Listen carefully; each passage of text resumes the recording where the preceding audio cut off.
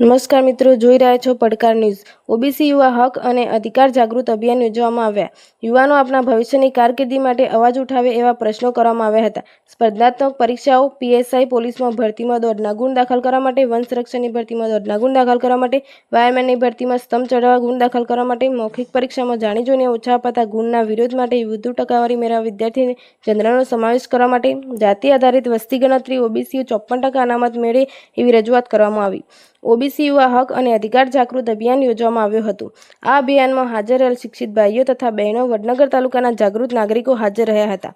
વડનગર તાલુકાના કોંગ્રેસ સમિતિ અગ્રણીઓ આગેવાનો દ્વારા આયોજન કરવામાં આવ્યું હતું, જેમાં તે શ્રી અમરસિંહ ડાભી, ડોક્ટર જયશ્રી પરમાર વડનગર, તાલુકાના કોંગ્રેસ પ્રમુખ શ્રી પથુજી ઠાકોર, શ્રી રણજીતસિંહ ઠાકોર વિજાપુર, શ્રી રામાજી ઠાકોર ઊંઝા, શ્રી દીવાનજી વડનગર તથા અજમેરજી ઠાકોર વિસનગર તથા મહેસાણા જિલ્લાના તમામ તાલુકાના કોંગ્રેસ અગ્રણી આગેવાનો હાજર રહ્યા હતા।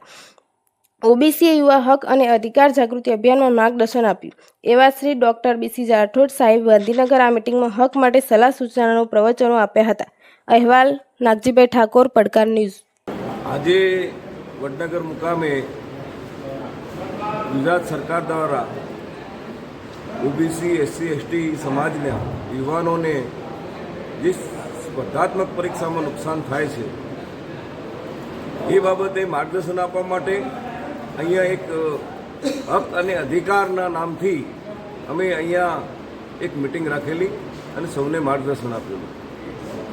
બીજું, ગુજરાત સરકારને અમે જણાવીએ છીએ કે બીજા રાજ્યોની અંદર જે અનામત આપવામાં આવી વસ્તીના ધોરણે, એમ ગુજરાતમાં પણ વસ્તી ગણતરી કરે અને ઓબીસીની જે વસ્તી છે એ પ્રમાણે દરેક જ્ઞાતિને એની જેટલો હિસ્સો છે એટલી ભાગીદારી મળે એવી પણ અમે રજૂઆત કરવાના છીએ।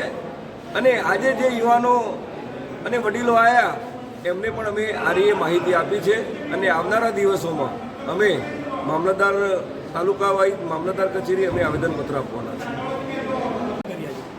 આજે વડનગર મુકામે ઓબીસી હક અધિકાર અભિયાનના નેજા નીચે એક વડનગર મુકામે જે મિટિંગ થઈ એમાં ગાંધીનગરથી બીસી રાઠોડ સાહેબ આવેલા, બીજા સામાજિક આગેવાનો, સમાજના જે કંઈ સંગઠનોના જવાબદાર અધિકારીઓ, યુવાનો સાથે મિટિંગ કરી અને એમાં એવું નક્કી કરવામાં આવ્યું કે સ્પર્ધાત્મક પરીક્ષાઓમાં જે યુવાનોનો અન્યાય થઈ રહ્યો છે, જે મૌખિક ઇન્ટરવ્યુમાં જે એસસી એસટી ઓબીસી માઇનોરિટીના વિદ્યાર્થીઓને જે અન્યાય કરવામાં આવે છે એના વિશેની ચર્ચાઓ થઈ।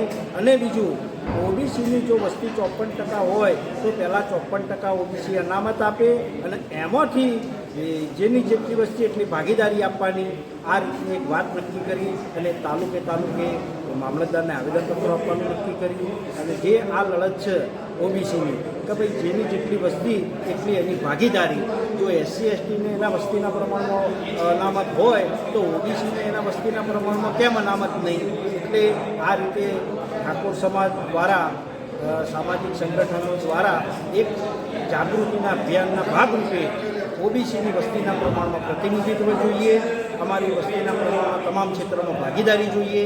આ વાત લઈને અમે તાલુકે અને ગામે ગામ મેસેજ પહોંચાડવા માટે આજે શરૂઆત કરી। મિત્રો, આજે વડનગર ખાતે ઓબીસી સમાજને સ્પર્ધાત્મક પરીક્ષામાં થતા અન્યાય અંગેની એક મિટિંગ જેવું આયોજન કરવામાં આવ્યું અને આ મિટિંગમાં વિદ્યાર્થીઓને દોડના ગુણ કાઢી નાખવાથી, મેથ્સ રિઝનિંગનું જે વેઇટેજ વધારવાથી 40%ની જે જોગવાઈ છે તેમજ ઇન્ટરવ્યૂમાં 50%ની જે જોગવાઈ છે એનાથી જે અન્યાય થઈ રહ્યો છે એના વિશે વિગતે વાત કરવામાં આવી।